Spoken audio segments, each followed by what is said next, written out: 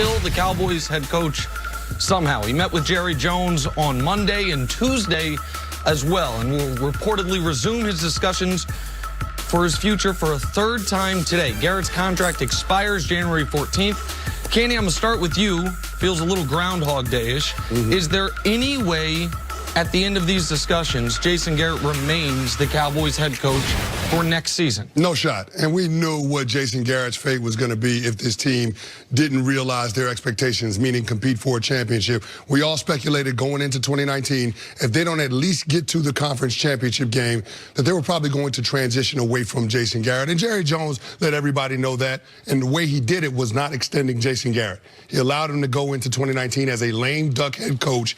No team in the NFL wants to do that. They want their coaches to have job security because most organizations understand the importance of empowering your head coach, giving them the authority with the players in the locker room. But Jerry Jones didn't do that. So we all knew that if this team fell short, that they were going to part company with Jason Garrett. But what makes this a little more complicated is the personal relationship. Jason Garrett, former quarterback for the Dallas Cowboys. He was one of the coveted assistants that Jerry Jones went after in 2007 after he moved on from Bill Parcells. Ended up hiring Jason Garrett as the offensive coordinator before they hired Wade Phillips as the head coach. So you knew that Jason Garrett eventually was going to be elevated to head coach of the Dallas Cowboys.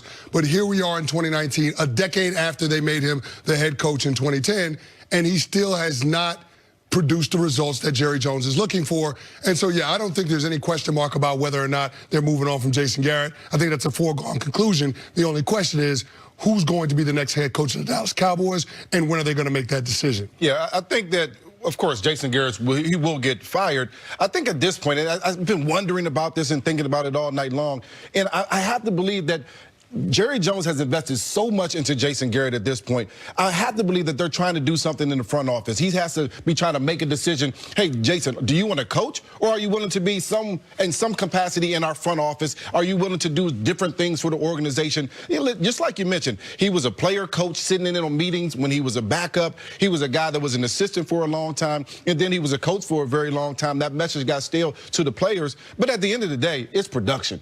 Can you put that production on the field? Jason Garrett couldn't get it done because the message was stale. But I think Jerry Jones has invested so much in him that he wants him to stay. He wants him to be around that organization in some way. I think that's why you have these meetings for 2 or 3 days. So I think there's 3 at this point viable paths. Not even necessarily viable, just possible paths. One is he's about to get a new contract, a contract extension, because since his contract does expire in a couple weeks, you know you can't just retain him a la what the Colts did with Chuck Pagano. If you guys remember, it looked like Chuck Pagano was out after back-to-back 8-8 seasons. He went into first meeting with Jim Irsay, second meeting with Jim Irsay. He and Ryan Grigson supposedly patched things up, and they just said, we won't fire you. We will let you continue on the contract you're under. For Jason Garrett, it's different. The only way he can be the head coach next year is if they give him a brand new contract. So I think that's the least viable path, the least likely path. The second one is what you said, which is they are looking for a soft landing spot. That they want it to be Jason Garrett is still with the Cowboys organization. However, it is not in the capacity as head coach. It's senior advisor. It's something in the front office, something like that, so he can continue on with the organization. The third one is this.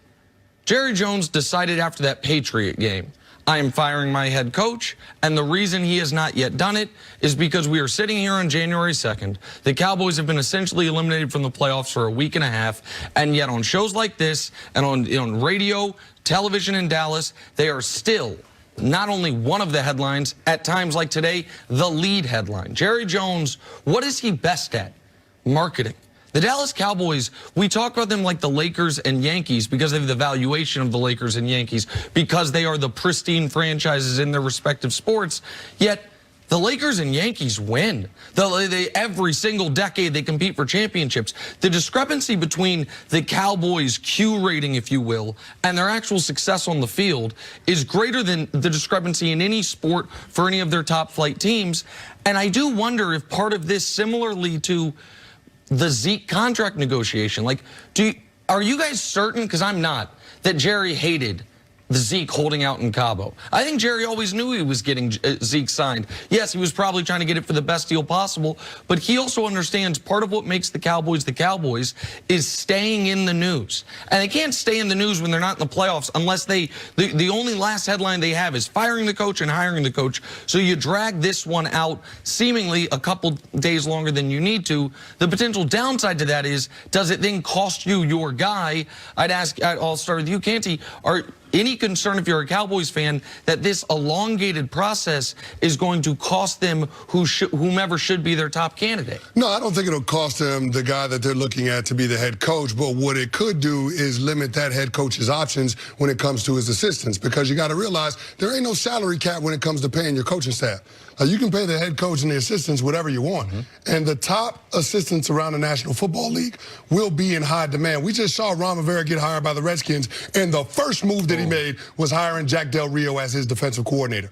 So, I mean, you have to understand, if you delay the process in starting the search for your head coach, even if you're using back channels to figure out who's going to be interested in the job, there's also, going through the logistics of allowing your head coach to pick his staff, and that's the one that you don't want to be stuck without a chair when the music stops. So I think that Jerry Jones, and to your point, Nick, I think he does have a flair for the theatrics. He does want to market his franchise, but he also has to understand, I've got to put my next head coach in the very best position to succeed, and that means being able to hire the best supporting staff that you could possibly have.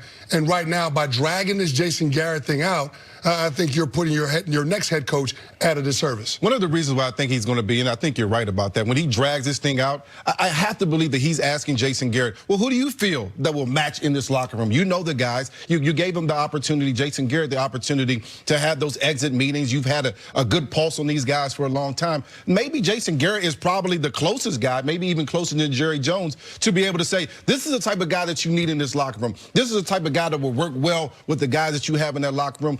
And even when you think about, if a college coach comes in, maybe it's a college guy that says, Matt Rule, for example, we have our coaches in place. We've won at every stop, Temple and Baylor. And now you could come into an organization that already has a leader in Dak Prescott, already has very good players around the horn when you talk about on the offensive line, running back position, quarterback and wide receiver. Now you just need a guy that can galvanize those people. Maybe that's why you have Jason Garrett still in that building. And then as you push him up to a higher level in the front office, now you're saying, okay, I can remove myself, Jerry Jones, which has been a problem, what a lot of people have said, and now Jason Garrett can be part of the solution of getting the best coach in here. Well, here's the one thing I will say with that, Brian. If you keep Jason Garrett within the organization in a senior advisory or consulting role, you're adding another layer onto the job for the next head coach. I mean, it's already a tough position he's going to be in, being able to work with Jerry Jones, not only now the owner, but the general manager. Then you've got Will McClay in the scouting department, and now you're also going to have Jason Garrett as somebody you have to potentially answer to.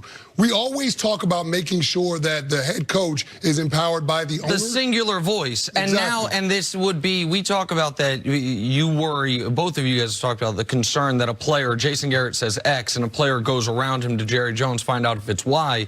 If you have a new coach in, especially if it's a first-time NFL head coach like Matt Rule, he can say X. They can then go to their former head coach, Jason Garrett, who says Y, and then check with Jerry, who says Z. It would not be a streamlined organization. I agree with that 1,000%. The Cowboys have not shown a ton of interest in being a streamlined organization as far as the power structure for quite some time. To me, they haven't done a lot of winning in quite some time. Absolutely right. They've been very streamlined, though. Listen, the coach and then the owner. Okay, fair enough. They've been as streamlined as you possibly can. Maybe being streamlined is not the answer for the organization. And Kenny, you're right that it's what they've done has not led to the requisite winning. So I'm not saying it's been the right path. And one of my weaknesses, sometimes I try to assign logic to illogical people. The only way drawing this out to me makes logical sense is if